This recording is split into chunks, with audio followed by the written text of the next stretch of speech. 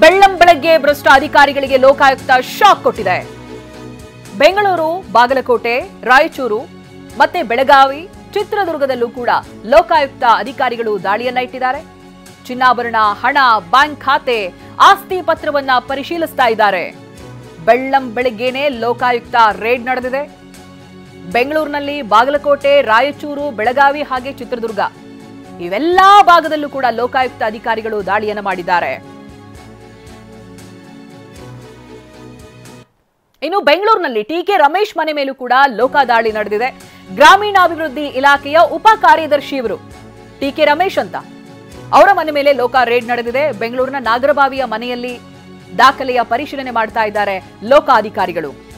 ರಾಜ್ಯದ ಬೇರೆ ಬೇರೆ ಭಾಗಗಳಲ್ಲಿ ಬೆಳ್ಳಂ ಬೆಳಗ್ಗೆನೆ ಲಗ್ಗೆ ಇಟ್ಟಿದ್ದಾರೆ ಲೋಕ ಅಧಿಕಾರಿಗಳು.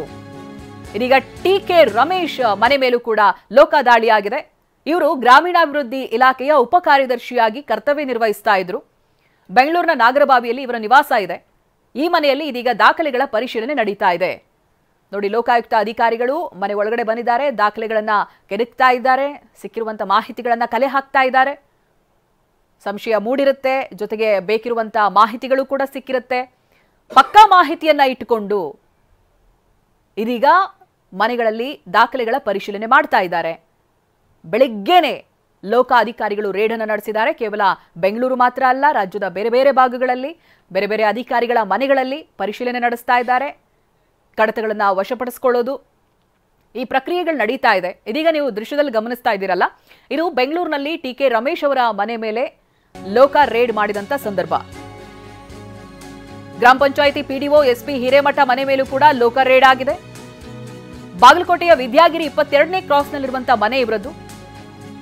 ಬಾಗಲಕೋಟೆಯ ಲೋಕ ಡಿವೈಎಸ್ಪಿ ಸಿದ್ದೇಶ್ ನೇತೃತ್ವದಲ್ಲಿ ದಾಳಿ ಮಾಡಲಾಗಿದೆ. ಬೆಳ್ಳಂ ಬೆಳಗ್ಗೆನೆ ಏಕಕಾಲಕ್ಕೆ 3 ಕಡೆ ದಾಳಿಯನ್ನ ನಡೆಸಿ ಪರಿಶೀಲಿಸಿದ್ದಾರೆ. ಪಿಡಿಒ ಎಸ್ಪಿ ಹಿರೇಮಠ ನರಗುಂದ ನಿವಾಸದ ಮೇಲೂ ಕೂಡ ದಾಳಿಯನ್ನ ಮಾಡಲಾಗಿದೆ. ಐಷಾರಾಮಿ ಮನೆ ಇದೆ. ಹೊಲಗೇರಿ ಪಿಡಿಒ ಹಿರೇಮಠ ಅವರ ಮನೆ ಐಷಾರಾಮಿ ಮನೆ. ಹಣ ಎಣಿಕೆ ಮಷಿನ್ ಜೊತೆಗೆ ರೇಡನ್ನು ಮಾಡಿದ್ದಾರೆ ಅಧಿಕಾರಿಗಳು. ಹಣ ಎಣಿಸುವಂತ ಮಷಿನ್ ಇದೆಯಲ್ಲ, ಅದನ್ನು ತಗೊಂಡೇ ಹೋಗಿದ್ದಾರೆ ರೇಡ್ಗೆ ಹೋಗುವಂತ ಸಂದರ್ಭ. ಲೋಕಾಯುಕ್ತರಿಂದ ಮನೆಯಲ್ಲಿ ವಸ್ತುಗಳ ಬಗ್ಗೆ ಮಾಹಿತಿಯನ್ನ ಕಲೆ ಹಾಕಲಾಗ್ತಾ ಇದೆ.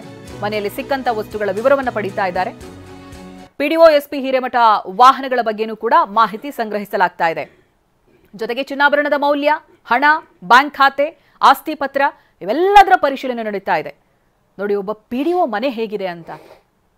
ಐಷಾರಾಮಿ ಬಂಗಲೆ, ಜೊತೆಗೆ ವಾಹನಗಳು, ಇನ್ನು ಮನೆ ಒಳಗಡೆ ಏನೇನಿರ್ಬೋದು, ಚಿನ್ನಾಭರಣ ಸಿಕ್ಕಿದ್ರೆ ಅದರ ಮೌಲ್ಯ, ಜೊತೆಗೆ ಹಾರ್ಡ್ ಕ್ಯಾಶ್ ಎಷ್ಟಿದೆ, ಬ್ಯಾಂಕ್ ಖಾತೆಗಳನ್ನ ಎಷ್ಟು ಹೊಂದಿದ್ದಾರೆ, ಅದರಲ್ಲಿ ಬ್ಯಾಲೆನ್ಸ್ಗಳ ಬಗ್ಗೆ, ಜೊತೆಗೆ ಆಸ್ತಿ ಪತ್ರ, ಕೇವಲ ಇದೊಂದು ಮನೆನಾ ಅಥವಾ ಬೇರೆ ಕಡೆ ಮಾಡಿರುವಂತಹ ಆಸ್ತಿಗೆ ಸಂಬಂಧಪಟ್ಟಂತ ದಾಖಲೆಗಳಿದೆಯಾ, ಇವೆಲ್ಲವನ್ನು ಕೂಡ ಲೋಕ ಅಧಿಕಾರಿಗಳು ಪರಿಶೀಲಿಸ್ತಾ ಇದ್ದಾರೆ.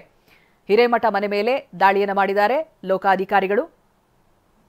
ಬಾಗಲಕೋಟೆಯ ದೃಶ್ಯಗಳನ್ನು ಗಮನಿಸ್ತಾ ಇದ್ದೀರಾ ನೀವು. ಆಗ್ಲೇ ಹೇಳಿದಾಗೆ ಕೇವಲ ಬೆಂಗಳೂರು ಮಾತ್ರ ಅಲ್ಲ, ಬೇರೆ ಬೇರೆ ಕಡೆಗಳಲ್ಲಿ ಲೋಕ ರೇಡ್ ಅನ್ನು ಮಾಡಿದೆ. ಬಾಗಲಕೋಟೆಯ ವಿದ್ಯಾಗಿರಿಯ 22ನೇ ಕ್ರಾಸ್ನಲ್ಲಿರುವಂತಹ ಮನೆ ಇದು.